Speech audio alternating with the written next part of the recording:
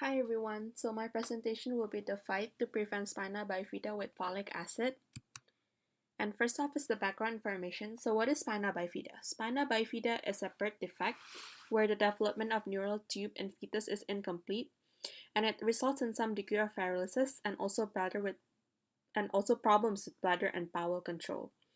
And research has also shown that it is due to the lack of folic acid supplementation that spina bifida occurs mostly. In 1991, a trial funded by the British Medical Research Council also proved that folic acid supplementation before and during early stages of pregnancy can significantly reduce the risk of neural tube defects in newborns. And this is my SWOT analysis. First of all, the main strength. CDC puts up a recommendation of daily folic acid intake, and the FDA has also enforced and made it mandatory for all grain products to be fortified with folic acid, specifically 140 micrograms of folic acid per 100 grams of grain. The weakness: although regulations are widely placed, many are not actually implemented. And the opportunity is to promote through television and other public media as well, which is reported to be highly effective, especially for women. The threat here is that public is afraid to consume folic acid with the known side effect, which is diabetes and obesity.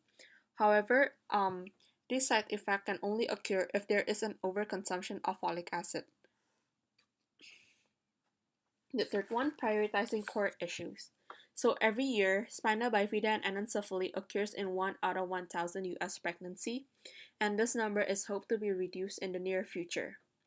And the main problem and the main issue is to make sure that folic acid are neither over or under consumed. And in 1976, Dix Middles and his colleagues reported that women who give birth with neural tube defect lack in multivitamins, and this of course includes folic acid. Step 4 is analyzing the alternatives, and in this case I am using the health belief model because the main problem here is that although individuals are aware of spina bifida, they are not willing to change their behavior.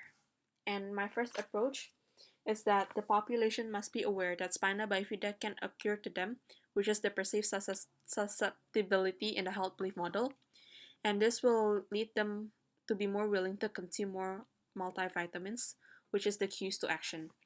The second approach is that individuals must also realize that they do have the power to change, which is self-efficacy. To make them aware of this, we have to create educational approaches, which I think will be very effective in people in lower socioeconomic status.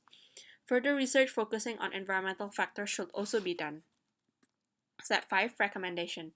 First recommendation is to spread awareness on the importance of folic acid consumption through television, since it is proven to be the most effective for the target population, which is women. The second recommendation is to identify cultural differences in other countries, and if possible, we set a standardized folic acid consumption worldwide. Because today from data, it is what can we see is that the folic acid consumption in different countries have different standards. Step 6 is the action plan. So my action plan is that by the end of this year, 2017, we finish collecting data on the rate of babies born with spina bifida. And this also includes taking into account their mother's race and socioeconomic background and categorizing whether the pregnancy was planned or not. We then take 6 months to plan campaigns, commercial, education, and educational programs, and also workshops.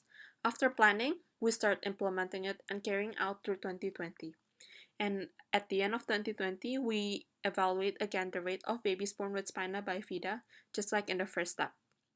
And then we evaluate which method works best and then continue enforcing the method while we try to change the method if the rates do not go down drastically.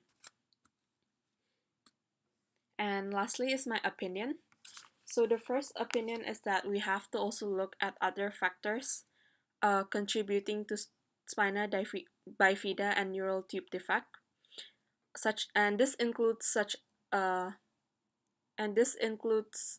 other factors such other health factors, for example, obesity and diabetes, because spina bifida is not solely caused by lack of folic acid supplementation. Secondly, we can also reduce the rates of baby born with spina bifida through birth control. So we have to tackle the disease through birth control programs so that unplanned birth rates decrease and mothers who are expecting can prepare properly. 50% of pregnancies or half of the pregnancies in the US are actually unplanned. So women with unplanned pregnancies do not consume the essential vitamins needed because they're not actually aware that they are carrying a baby.